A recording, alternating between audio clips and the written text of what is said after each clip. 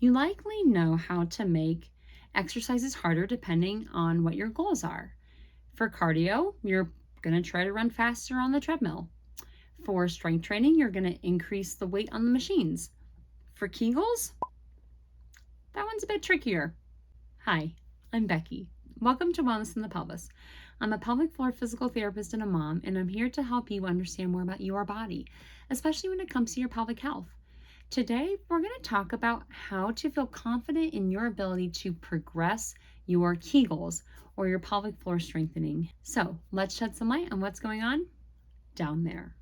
Knowing how to progress your pelvic floor strengthening is a really important skill. We understand that for any other muscle in the body, the stronger the muscle is, the more physically fit you are, and typically the healthier you are. And the pelvic floor is no exception to this. And it not only helps support the skeletal structure, which is what all muscles do, but it also helps support the organs in the pelvis. So it's kind of working double duty all the time. Let's talk about 6 different key concepts for you to consider when trying to figure out how to progress your pelvic floor strengthening. First, the pelvic floor is actually a core muscle, just like the abdominals. They help support the whole trunk and pelvis. So just like core exercises, there's about a zillion different ways that you can strengthen the pelvic floor, which is good because you probably aren't going to do it wrong, but can be challenging because then which ones do you do? Don't get too caught up in the details here. Just think about big picture. If you're thinking about using your pelvic floor like you would your core with any exercise, you're probably going to be strengthening it just fine. Gravity can make a huge difference in how to strengthen your pelvic floor. With the gym, if you're doing bicep curls, you're starting with 5 pounds, working your way up to 10, 15, 20. Okay, that's easy and obvious. Gravity can act like your weight or your resistance. And the more upright you are to gravity, the harder it is to activate your pelvic floor. So lying down positions on your backside or stomach are going to be easier than, let's say, all fours. And then that would be easier than sitting, than standing, than walking. And the more movement you have, then the harder it is. So just think about as your position changes against gravity, the harder it's going to be.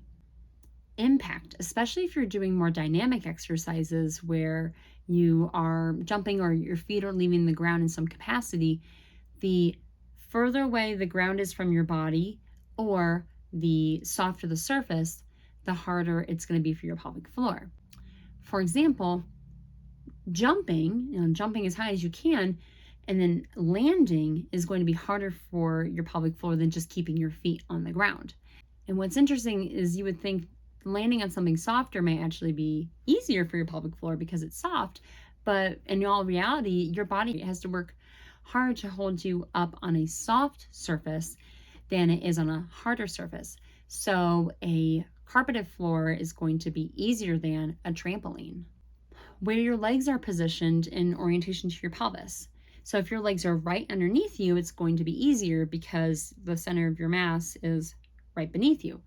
But as your legs open up, let's say you're doing a sumo squat instead of a regular squat, your feet are further out to the side, your body has to work harder to keep the center of your weight right beneath you. Or if your legs front and back, if you are running and you take longer strides, that's going to be harder than if you take shorter strides because your legs are getting further out in front of you, so it has to work harder to accept that weight. The time of day really matters. So even if you're not an early bird, your pelvic floor might be. As we move throughout our days, we're upright, gravity's already making our pelvic floors work just by living life. Your pelvic floor might get kind of tired in the evenings. So you might find in the mornings you're able to do harder exercises with your pelvic floor than in the evenings. And lastly, the intensity of the movement. How many of your limbs are moving and to what varying degrees is your core having to hold you together so you can do those movements. So standing in place and marching is going to maybe be a little bit easier than doing some like jumping jack or something like that, where you have multiple limbs moving at once. The more things going on, the harder your pelvic floor has to work to keep your weight under your center and under control. So what questions do you have? Let me know in the comments down below.